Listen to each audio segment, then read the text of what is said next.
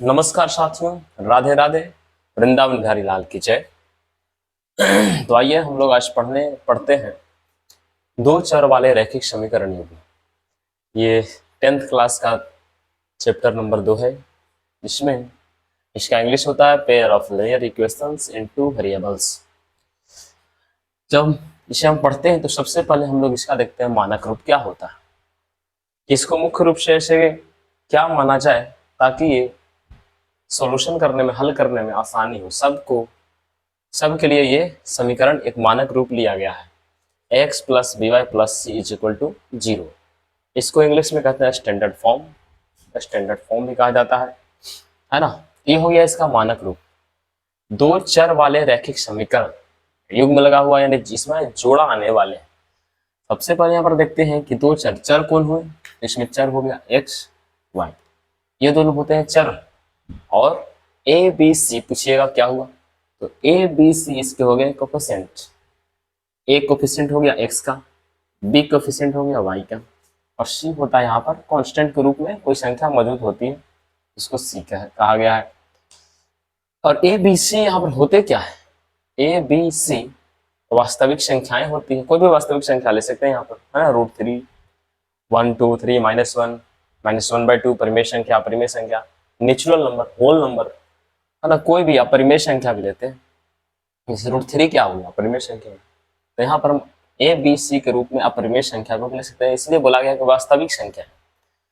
अब वास्तविक संख्याएं क्या होती है, नंबर लाइन पर जितनी भी संख्याएं आती है जिसको हम दर्शा सकें, तो वो सारी संख्याएं जो होती है वास्तविक संख्याएं होती है। तो यहाँ से a और b 0 नहीं हो सकता है। क्यों? क्योंकि 0 भी तो वास्तविक संख्या है। अगर ये 0 हो जाता है तो यह जो समीकरण है, चाहे a 0 हो जाए चाहे b 0 हो जाए, क्या ये दो चर वाले रैखिक समीकरण बचेंगे? नहीं बचेंगे। कहने का मतलब हो गया, ये तो लिखा हुआ है दो चर वाले रैखिक समीकरण, यहाँ से अगर a 0 हो जाता है तो ये पूरा 0 हो जाएगा, सिर्फ बचेगा एक चर। ठीक है, b 0 होता है तो y 0 हो जाएगा, फिर बचेगा एक चर x। इसलिए a और b 0 नहीं हो सकते हैं कभी भी। अब आते हैं इसके युग्म पर। युग्म को कैसे लेना है, स्टैंडर्ड फॉर्म तो रहेगा यही, लेकिन युग्म इस प्रकार से। पहला जो समीकरण लेंगे उसमें a1x plus b1y plus c1 is equal to 0, 1 1 1 लग गया। ठीक है, लेकिन चर समान होंगे, दोनों में चर समान होंगे, सिर्फ कोफिशिएंट क्या होगा, अलग अलग। इसे यहाँ पर देखते हैं, दूसरा हो गया 2x plus b2y plus c is equal to 0। यहाँ पर देख रहे हैं कि 1 लगा हुआ है और दूसरे समीकरण में 2 लगा हुआ, लेकिन चर क्या है, दोनों के समान है। तो ये हो गए तो आपके युग्म। दो चर वाले रैखिक समीकरण युग्म कहलाए। युग्म यानी जोड़ा, मतलब कि ऐसे ऐसे समीकरण दो हैं जिनके चर समान है लेकिन समीकरण दो हैं, क्योंकि उनका कोफिशिएंट क्या है, गुणज क्या है, अलग अलग है। इसलिए इन दोनों समीकरणों को युग्म कहा जाता है। दोनों को अगर साथ में लेते हैं तो युग्म कहते हैं। 3 समीकरण आते हैं तो त्रियुग्म कहा जाएगा। ऐसे युग्म तो है, त्रियुग्म यानी तीन का जोड़ा। ऐसे अधिकतर हम लोग कुछ भी इस्तेमाल करते हैं तो उसमें 2 का ही जोड़ा होता है। चप्पलों का 2, हाथ भी हमारे 2, पैर भी हमारे 2, एक दायां एक बायां। उसी प्रकार से यहाँ पर भी इस्तेमाल किया जा रहा है दोस्तों। एक है पहला समीकरण, एक है दूसरा समीकरण, और ये दोनों को जब साथ में लिया जाता है तो एक सिस्टम का निर्माण होता है। ठीक है, जिससे घर में बहुत सारे परिवार होते हैं। एकल परिवार अगर अलग अलग बोला जाए तो सिंगल कहा जाता है, ये सभी सिंगल हुए, सबको एकजुट कर दिया जाता है तो एक सिस्टम बनता है, निकाय बनता है, परिवार बनता है, जिसको हम लोग परिवार कहते हैं। उसी प्रकार से हाथों में उंगलियां अलग अलग हो जाए, ठीक है, तो ये सिंगल उंगलियां कहलाती है। लेकिन ये पांचों साथ हो जाती है तो एक हाथ का निर्माण करती है। उसी प्रकार से होते हैं, जब ये दोनों साथ में लिया जाता है, दोनों को लेकर सॉल्यूशन किया जाता है तो इसको निकाय कहा जाता है, सिस्टम तैयार होता है। अब इस सिस्टम को कैसे सॉल्यूशन किया जाता है, चलिए उस पर चलते हैं। हाँ, तो देखिए अब हम देखते हैं इसके हल कैसे ज्ञात किए जा सकते हैं। ऐसे इसमें कम ये 2 समीकरण है, समीकरण पहला, समीकरण दूसरा। ये दोनों का हल हम लोग डायरेक्ट भी चेक करते हैं। इसका एक तरीका होता है, इसके कोफिशिएंट से हम लोग पता लगाते हैं कि ये समीकरण जो है, ये दोनों का हल किस प्रकार का होगा। एक हल होगा, 2 हल मिलेंगे, अनगिनत हल मिलेंगे, या एक भी हल नहीं मिलेगा। इसको पता करने के लिए हम लोग आते हैं इसके रेशियो पर, गुणज के रेशियो पर। अगर गुणज का रेशियो, पहला कंडीशन है, अगर गुणज का रेशियो पहला जो दो रेशियो है A1/A2 is not equal to B1/B2, correct condition जैसे ही अप्लाई होता है वैसे ही इसका सिर्फ कितने हल मिलेंगे, एक हल मिलने वाले हैं। कहने का मतलब कि x के कोफिशिएंट और y के कोफिशिएंट का रेशियो समान नहीं है, अतः हमें सिर्फ एक हल मिलने वाले, अद्वितीय हल, अद्वितीय यानी एक के अलावा दूसरा कोई नहीं, सिर्फ एक हल मिलने वाले। तो इस पर हम लोग क्वेश्चन भी करेंगे, ठीक है। जिस प्रकार से दिया गया है रेशियो समान नहीं लेकर एक क्वेश्चन करेंगे, देखते हैं इसमें कितने हल हमें मिल पाते हैं। अब इसमें कोई हल नहीं के लिए A1/A2 is equal to B1/B2 is not equal to C1/C2, यानी कि इसमें C1/C2 पर रिस्ट्रिक्शन लग गया है, यानी ये दोनों रेशियो के बराबर C1/C2 अगर नहीं होता है तो इस समीकरण का एक भी हल मिलने वाला नहीं है। आप कितना सॉल्यूशन कर लीजिए, कुछ भी कर लीजिए, इसका एक भी हल नहीं मिलने वाला है। कहने का मतलब इस समीकरण का जो ग्राफ है, आगे बढ़ते हैं देखते हैं क्या होता है। ग्राफ में ज्यामिति विधि से भी सारी चीज को पढ़ें। अनगिनत हल, अनगिनत हल कहने का मतलब हो गया कि यानी कि जो दोनों समीकरण को सॉल्यूशन करने पर इसके अनगिनत हल मिलने वाले हैं। कब?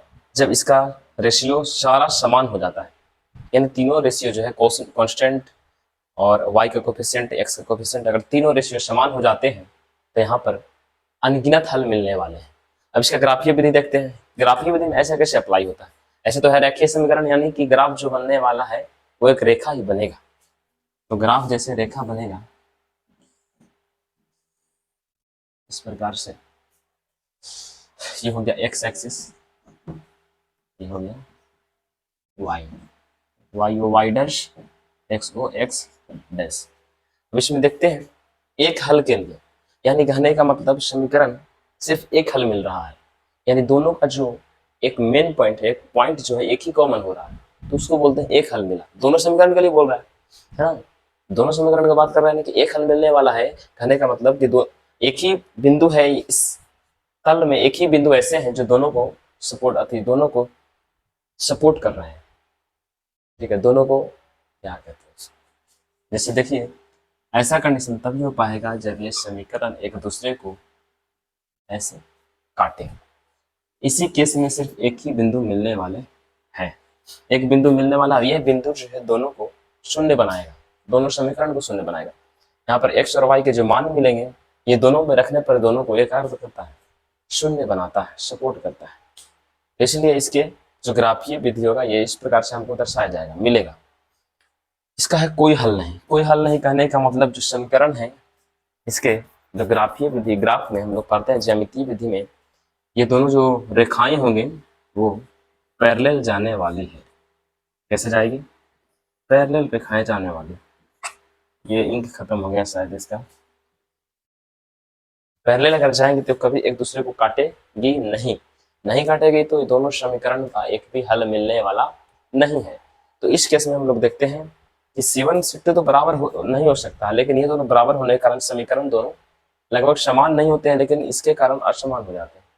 इसलिए इसमें जो ग्राफीय हल मिलता है वो पैरेलल होते हैं। दोनों समीकरण का जो रेखा होता है एक दूसरे के पैरेलल जाता है, समान तो होता है लेकिन एक दूसरे पर नहीं होता, एक दूसरे को काटता नहीं है, समान रूप से आगे बढ़ते रहता है दोनों तरफ। इसलिए इसमें एक भी हल हमें मिलते हैं, जब तक एक दूसरे को टच ना करें तब तक हमें एक भी हल प्राप्त नहीं होगा। तीसरा कंडीशन देखते हैं, अनगिनत हल। इस केस में हमें अनगिनत हल मिलते हैं दोनों के। कैसे? ये तीनों आपस में बराबर हो जाते हैं, तीनों रेशियो समान हो जाते हैं। तो यहाँ पर जो समीकरण का जो ग्राफ आने वाला है सिर्फ एक रेखा कैसे? ये दोनों जो समीकरण है, ठीक है, इस केस में दोनों समीकरण एक ही रेखा पर आने वाले हैं, अलग अलग रेखाएं नहीं निर्मित करेंगे। अगर एक रेखा ग्राफ पढ़ते हैं तो उसी रेखा पर दूसरी रेखा भी आती है, इसलिए जितने भी बिंदु होते हैं संपाती हो जाते हैं, यानी कि जो इसमें बिंदु हमें प्राप्त होता है वही बिंदु इसमें डाला जाता है, तो इसको भी सपोर्ट करता है। इसलिए यहाँ पर इसके अनेक हल मिलते हैं। कितने हल मिलते हैं? अनेक हल मिलते हैं। चलिए अब हम इस पर क्वेश्चन को देखते हैं। इसमें हम लोग संगत असंगत भी देख लेते हैं कि संगत कब होगा, असंगत कब होगा, है ना। ये मतलब कि संगति कब एक जैसा होगा।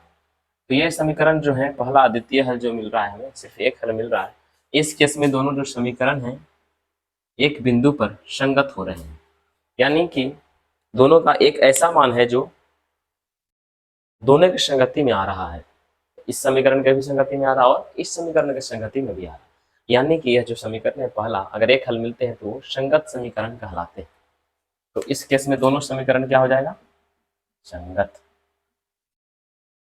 संगत कोरस्पॉन्डिंग जिसको कहते हैं। और इसमें कोई हल नहीं मिला है तो इसमें तो पैरेलल हो गए, यानी कि एक भी बिंदु ऐसा नहीं है जो दोनों को सपोर्ट करता है ना, दोनों को संतुष्ट करता है। एक भी समीकरण वैसा नहीं है तो ये हो गया असंगत। इस केस में दोनों समीकरण क्या हो जाते हैं? असंगत, यानी कि संगति एक भी बिंदु पर दोनों का समान नहीं है। इस केस में अनगिनत हल में भी ये तो संगत हो जाएगा, क्योंकि इसमें सारे बिंदु क्या है? एक समान है। ये तो और पूर्ण रूप से संगत होगा, क्योंकि सभी बिंदु दोनों समीकरणों का सभी बिंदु समान है, इसलिए कि सभी बिंदु पर ये दोनों समीकरण संगत एक जैसा व्यवहार कर रहे हैं, इसलिए ये संगत हो गया, यह संगत हो गया और ये संगत हो गया।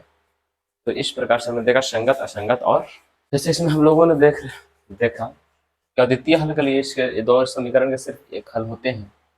किस कंडीशन में?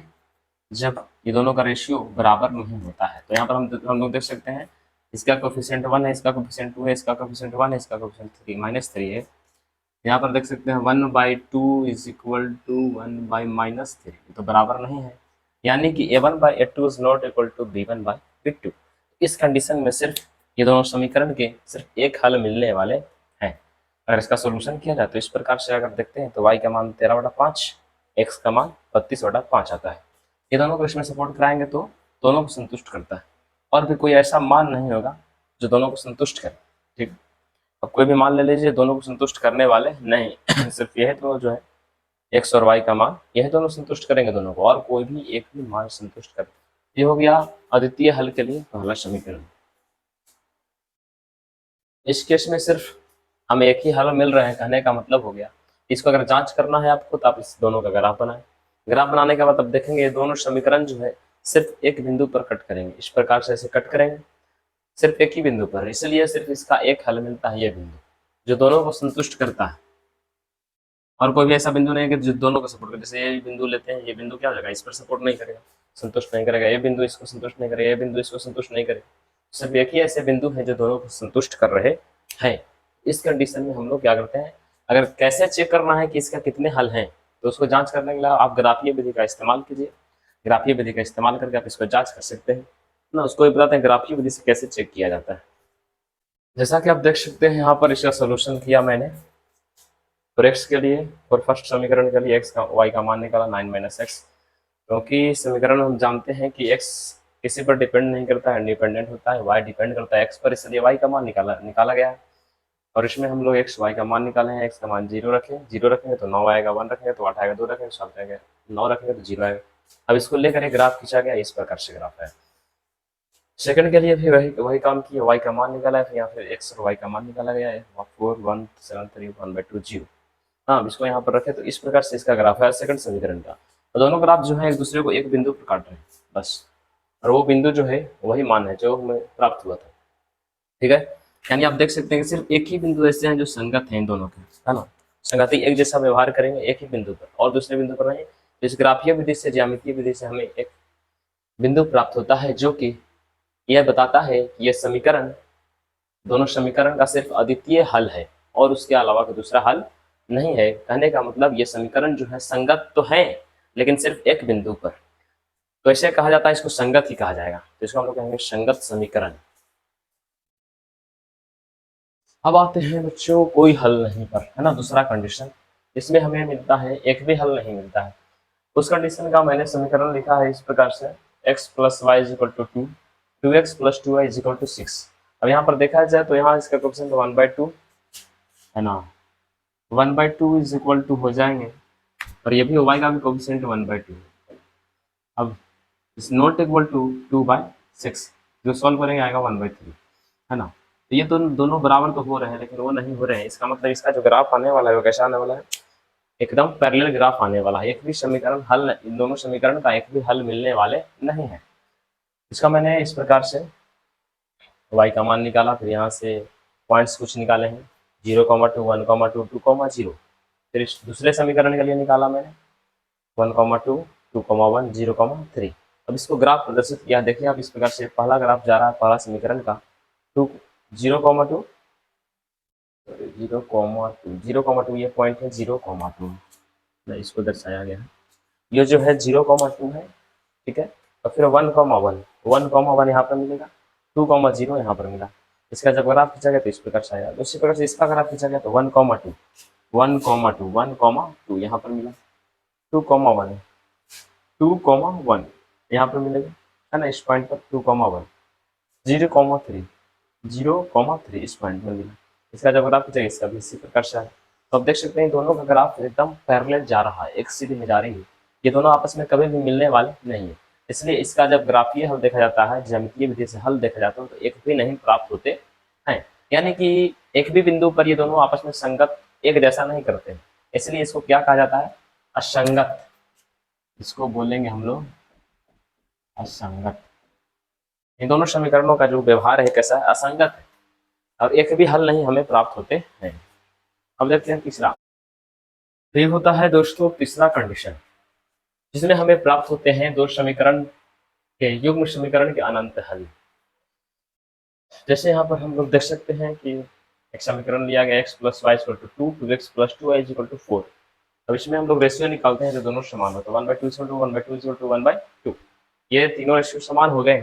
कहने का मतलब है ये जो समीकरण का हल मिलने वाले हैं इसमें अनगिनत हल मिलने वाले। कैसे देखिए, पहला समीकरण का ग्राफ बनाते हैं तो इस प्रकार से ये पॉइंट्स मिलते हैं हमें 0,2 1,1 2,0। दूसरे समीकरण का भी ग्राफ बनाया जाता है, तभी पॉइंट लिए जाते हैं तो इसका भी सेम टू सेम पॉइंट मिलते हैं। देखिए 1,1 1,1 2,0 2,0 0,2 0,2।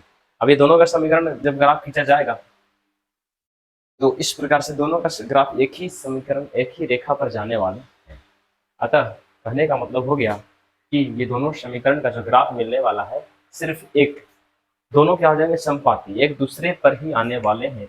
यानी कि जितना बिंदु इस पर हमें जो कॉमन मिलने वाला वही बिंदु इस पर भी मिलने वाले हैं। अतः इसमें अनगिनत हल हमें प्राप्त होते हैं। कितने हल, अनगिनत हल प्राप्त होते हैं, अनंत हल प्राप्त होते हैं।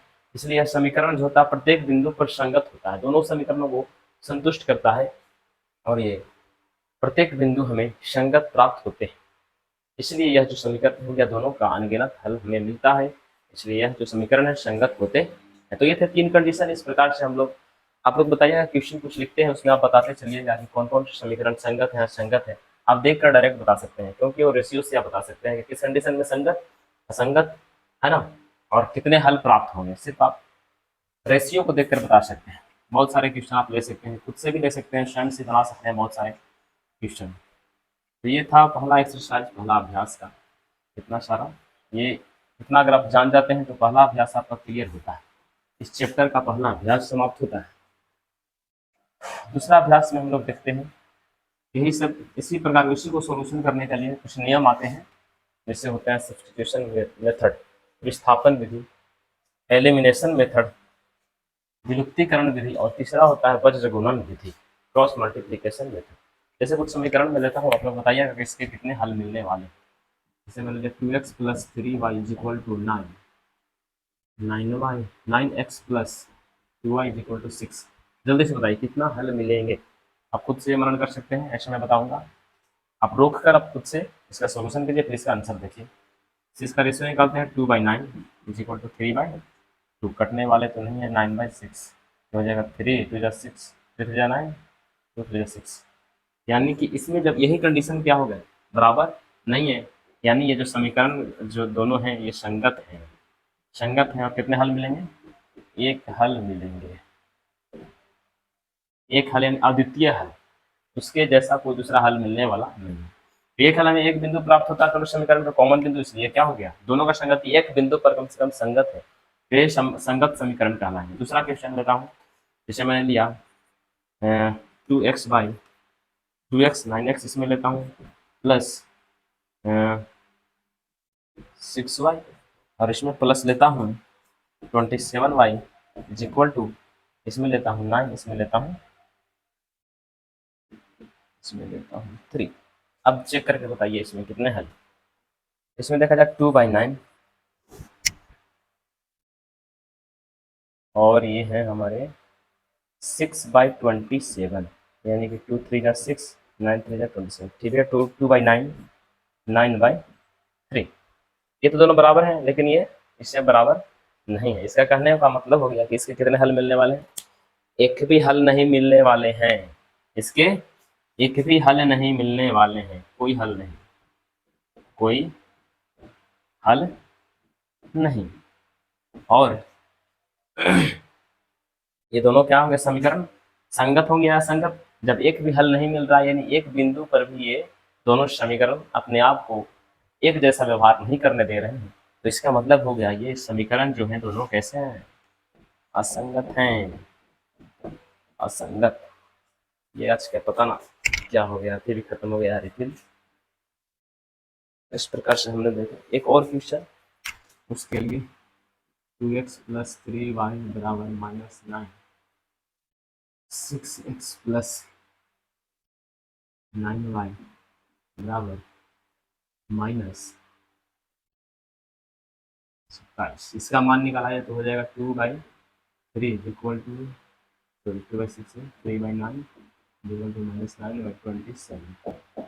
9×27, 6, 1/3, 1/3, 1/3, यानी ये कैसे हैं? संगत हैं। कितने समीकरण हल मिलेंगे? अनगिनत हल, अनंत हल, मतलब हम लोग काउंट भी नहीं कर सकते जितने, क्योंकि ये दोनों समीकरण एक दूसरे का समपाती होने वाला है, इसलिए इसको अनंत हल बोले चाहे अनगिनत हल बोल सकते हैं। और ये समीकरण जो है दोनों संगत होने वाला है। तो ये था पहला चैप्टर का, पहला एक्सरसाइज का अभ्यास का। इतने सारे थ्योरी है, इसमें बहुत सारा मैंने आपको बताया, क्वेश्चन भी बताया करके, तो इसको अब आप आसानी से बना सकते हैं। इसमें आप शाब्दिक प्रॉब्लम भी आते हैं, तो उसको भी समीकरण बनाएं, उसका रेशियो निकालें, रेशियो निकाल कर चेक करें और बताएं कि संगत है या संगत है, एक हल है या दो हल है, या अनगिनत हल है, या एक भी हल नहीं है। इस प्रकार से ये आपका लेक्चर होता है समाप्त। फिर मिलते हैं नेक्स्ट वीडियो में। वीडियो अच्छा लगता है तो अगर समझ में आता है ना, तो ईमानदारी पूर्वक आप वीडियो को लाइक, शेयर और सब्सक्राइब करें। जय हिंद, जय भारत, भारत माता की जय।